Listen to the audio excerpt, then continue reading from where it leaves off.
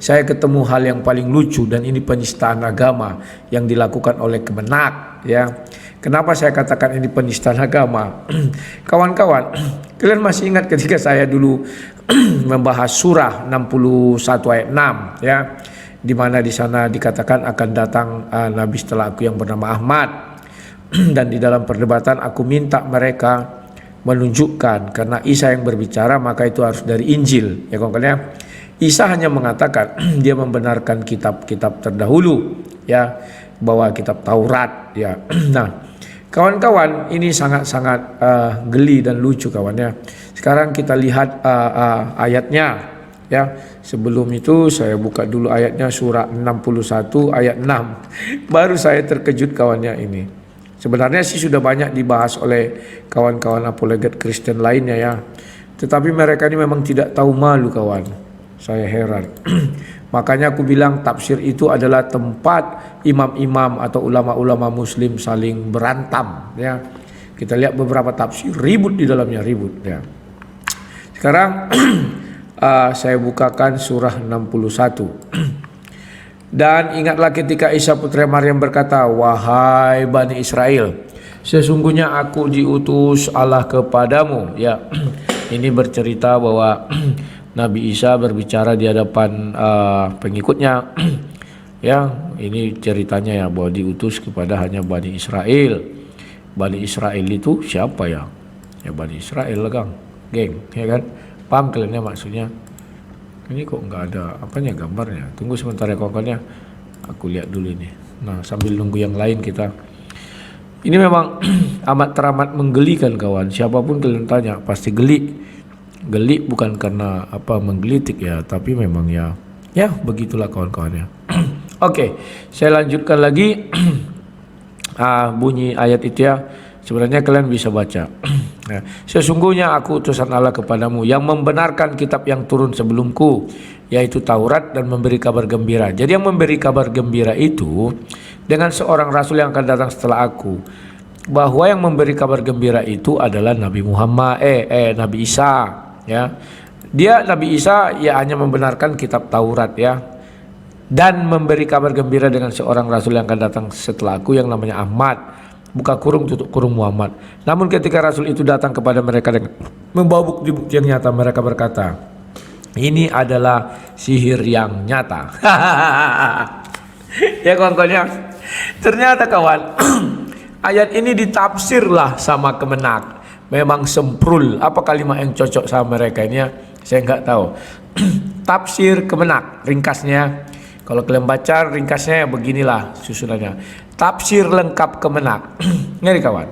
Allah memerintahkan Nabi Muhammad menyampaikan kepada kaum muslimin dan ahli kitab, ya, kisah keingkaran kaum Isa ketika ia mengatakan kepada kaumnya bahwa ia adalah Rasul Allah yang diutus kepada mereka. Ia juga membenarkan kitab Taurat yang dibawa Nabi Musa. Demikian pula kitab Allah yang telah diturunkan kepada Nabi sebelumnya. Ia menyuruh kaumnya agar beriman pula kepada Rasul yang datang kemudian yang bernama Muhammad Sau. Dalam ayat yang lain ditegaskan bahwa berita tentang kedatangan Muhammad sebagai Nabi dan Rasulnya terakhir terdapat pula dalam kitab Taurat dan Injil. Allah berfirman, ya, ini, yaitu orang-orang yang mengikuti Rasul Nabi Ummi tidak bisa baca tulis yang namanya mereka dapati tertulis dalam Taurat dan Injil, ya kan? Nah, kawan-kawan, untuk membenarkan kalimat Taurat dan Injil, apa yang terjadi?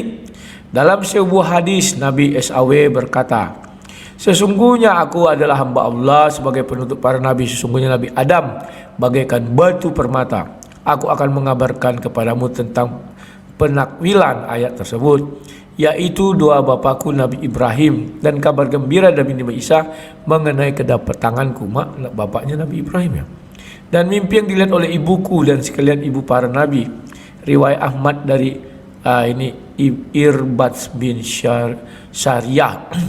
Kawan-kawan, ibunya siapa, ya? Ibu semua para nabi. Nggak ngerti aku. Nah, masuk. Dalam kitab Taurat banyak disebutkan isyarat-isyarat kedatangan Nabi Muhammad sebagai nabi dan rasul. Terakhir seperti kitab Kejadian 21 ayat 13. Lawak-lawakan kawan. Memalukan sekali Kemenak ini kawan. Ya. Mereka mengira kitab Kejadian 21 ayat 13 ini Allah SWT yang menurunkan. Kasihan kita melihat mereka kawannya mengemis. Tapi setelah yang diemisnya itu dapat, dia langsung mengatakan itu kitab palsu, diubah-ubah, diedit-edit. Kasihan kawan. Dan anehnya umatnya percaya. Ya, kalau bagi orang Kristen, kalau tidak bisa dibuktikan oleh Bible itu artinya dongeng. Mana pernah Bible mengutip tertulis di dalam Al-Quran? Tidak ada itu kawan, tidak ada. Kau buka tafsirnya Katolik, kau buka tafsirnya Protestan, gak pernah dikatakan situ terdapat di dalam Al-Quran tentang kedatangan Nabi palsu ayat sekian. Tidak ada itu. Terdapat tentang Tritunggal, ya kan? Di dalam ayat sekian dari Al-Quran. Tidak ada itu kawan. Tetapi hebatnya tafsir Kemenak ini kawan, bisa-bisanya mengutip apa yang ada di dalam Bible ini, ya. Maka anak sayang sahayamu itu pun akan terjadi jadi suatu bangsa. Karena itu dari benihmu. Maksudnya ialah keturunan Hajar, ibu dari Ismail yang kemudian menjadi orang Arab yang mendiami semenanjung Arabia. Saya nggak tahu Mesir ini orang Arab atau orang apa ya? Orang Afrika. Waktu Nabi Ibrahim pergi ke Mesir bersama istrinya Sarah, beliau dianugerahi oleh Raja Mesir seorang hamba sahaya perempuan yang namanya Hajar, kemudian dijadikan sebagai istri. Sewaktu Hajar telah melahirkan putranya Ismail, dia diantar Ibrahim ke Mekah. Sejak kapan ya Ibrahim katanya tertulis di Kejadian 21 ayat 13 ya.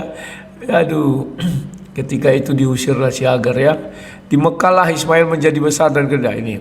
Nah, kitab Kejadian 21 ayat 18 memerintahkan agar Bani Israel mengikuti dan menyokong Nabi Muhammad yang akan datang kemudian.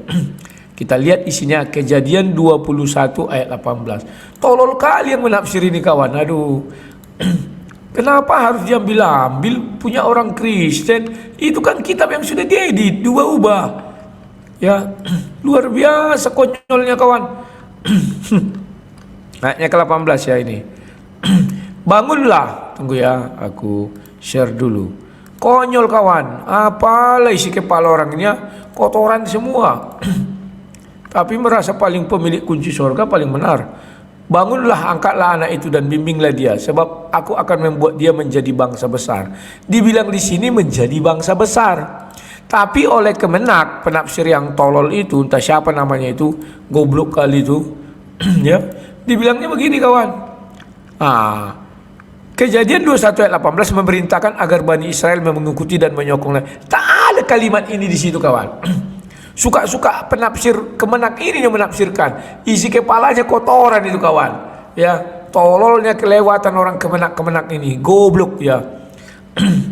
Paham kalian maksud saya? Saya bilang penafsirnya ya. Masa Kejadian diambilnya? Bangunlah engkau angkat budak itu, sokonglah dia, karena aku hendak menjadikan dia satu bangsa yang besar. Ini kalimat ini diambilnya dari sokonglah. Sokonglah ini tafsir bahasa translate bahasa Indonesia lama. Dibilangnya sokong. Jadi dia orang Israel disuruh menyokong. Mana? Ini perintah ini kepada siapa? Si Hagar. Kan goblok kok ditranslate si Hagar itu jadi jadi Bani Israel. Goblok ini Kemenak ini. Siapa orang ini mau bertemu sama Abu Cabe mulutnya. Nah, demikian pula dalam kitab Kejadian 17:20 menyebutkan, maka akan hal Ismail itu pun telah kululuskan permintaanmu, bahwa sungguhnya aku telah memberkati dan memberikan dia dan memperlihatkan dia. Ini 12 orang raja akan terpancar daripadanya. Kemudian tak hanya dari situ aja dia bilang kitab Habakuk 3 kawan.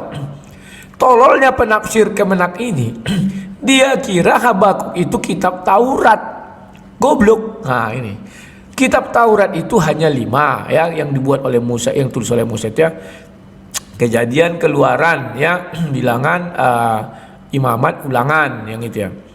Bahwa Allah datang dari taman, bahwa Allah datang dari teman yang maha suci dari pegunungan para selah.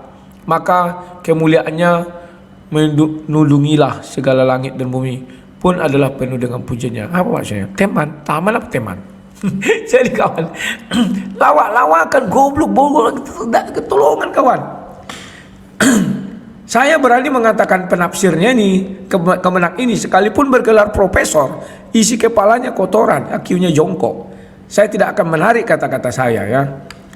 Nah, di sini diterangkan tentang Teman dan orang suci dari pegunungan Paran. Apa Teman? Ku buka dulu Habakuk 3. Habakuk ini nama anaknya siapa ya? Joshua Tehu. Ada Joshua Tehu nama anaknya Habakuk, tapi ini yang nabi ya. Habakuk, mana Habakuk? Habakuk. Ini. Habakuk 3. Aduh, gobloknya kawan, ayat 3 kawan. Aduh.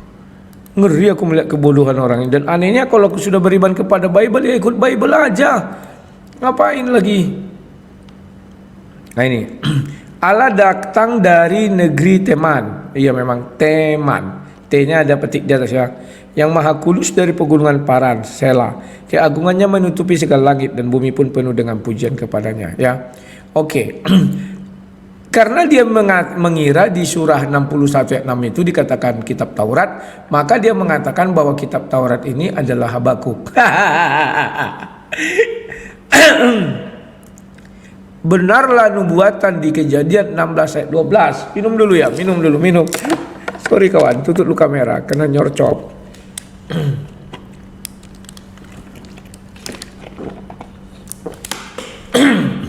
Kalian sampaikan ini kepada semua orang ya kawan ya, bahwa Kemenak sudah membuat blunder menghadirkan orang tolol di dalam menafsir isi Al-Quran ya. Saya bilang orang tolol yang menafsir itu, membawa-bawa Habakuk, membawa-bawa Kejadian. Hak mereka apa terhadap itu kawan? Apalagi Habakuk. Hak mereka sama Taurat, oke, silakan. Kalau mereka beriman, kalau Allah Subhanahu Wa Taala ada mengatakan Taurat itu Kejadian, Keluaran ya, Ulangan, Imamat ya, dan bilangan itu ya, bilangan, ulangan, imamat, ulangan itu ya. Nah, kita lanjutkan kawan. Kasihan sekali aku melihat orang ini ya, tidak tentram hidupnya kawan. Suka mengkopar-kafirkan Kristen, tapi diambil kitab suci para kafir. Di sini diterangkan tentang Teman dan orang-orang suci pegunungan Paran. Yang dimaksud dengan teman di sini adalah Nabi Muhammad. Dari mana orang ini bisa mengatakan itu adalah Nabi Muhammad? Terjemahan bebas kawan. Dan Paran adalah Mekah. Dari mana itu? Aduh. Demikian pula Nabi Musa dalam kitab Ulangan 18 17-22 telah menyatakan kedatangan Nabi Muhammad SAW itu. Inilah namanya kalau cocokmologi nggak terlawan mereka nih kawan ya. Ulangan 18 itu ya, dia mengira itu untuk Nabi Muhammad ya, yang ayat 18 itu paling mereka suka ya. Maka pada masa itu berfirmanlah Tuhan kepada Musa, benarlah kata mereka itu Bani Israel, bahwa aku Allah akan menjanjikan bagi mereka seorang nabi dari antara segala saudaranya, yakni nabi dan Bani Israel ya. Yang seperti engkau Nabi Musa, dan aku akan memberi segala firmanku dalam mulutnya, dan dia akan mengatakan kepada segala ya. Terjemahan bebas ya. Bahwa sesungguhnya barang siapa yang tidak mau dengar segala firmanku akan inilah dibilangnya. Nah, jadi kawan-kawan, inilah sontoloyonya penafsir Al-Quran ya. Bodoh kawan, bodoh tolol. Umat Nasrani menerapkan kenabian itu kepada Isa, padahal mereka percaya bahwa Isa mati disalib. Kan lucu kawan. Dia sudah mulai masuk ke Bible dan mulai mengatakan Isa itu adalah Yesus seolah-olah gitu kan? Ya. Sebentar. Maka dalil mereka mengatakan itu Nabi Muhammad gini. Kemudian dikatakan Nabi itu tidak sombong dan tidak akan mati dibunuh. Siapa bilang Nabi Muhammad tidak mati dibunuh? Kan gitu. Muhammad SAW seperti dimaklumi bukanlah orang yang sombong. Baik sebelum menjadi Nabi, apalagi setelah menjadi lagi Nabi. Sebelum menjadi Nabi ternyata beliau adalah senangnya akhlak kalau umum. Alah itu iman mula. Kayak kita nggak usah pala apa ya. Ya. Kemudian apa bilang? Banyak lagi petunjuk di dalam Taurat yang menerangkan kenabian Muhammad SAW seperti yang diberitakan Nabi Yesaya. Goblok kawan. Allah SWT tidak pernah mengenal siapa itu Yesaya. Gak pernah. Kalau pernah pasti Allah mengatakan kitab Yesaya, atau namanya diislamkan misalnya, atau dimualafkan Yesaya jadi misalnya Ahmed sudah ya, apalah Bedul misalnya ya, atau Alibaba atau apalah. Mana ada Yesaya dikenal kawan? 42 ayat 1 sama, aduh. Coba kasih tahu si Suma nangis dia nih kawan. Nggak tahu malu kawan, aduh. Punya orang kafir diam bilang, aduh ngeri. Ntar ya. Yesaya mana nih? Yesaya 42. Kalau aku malu aku kawan, misalnya aku jadi umat muslim, ku baca tafsir Kemenak ini, keluar aku langsung. Buat apa aku mengimani Quran kalau harus melihat Alkitab, Bible? Artinya Bible itu benar-benar kitab paling sempurna. Ya, artinya Bible itu tidak diedit-edit. Kalau diedit-edit, ngapain kita ambil dari situ? Logika berpikirnya kan begitu kawan. Tapi itu tadi karena keledai, ya kita bisa apa kawan? Nubuatan itu lakunya seperti keledai liar, nggak bisa dicabut. Dan itu terbukti sampai kapanpun.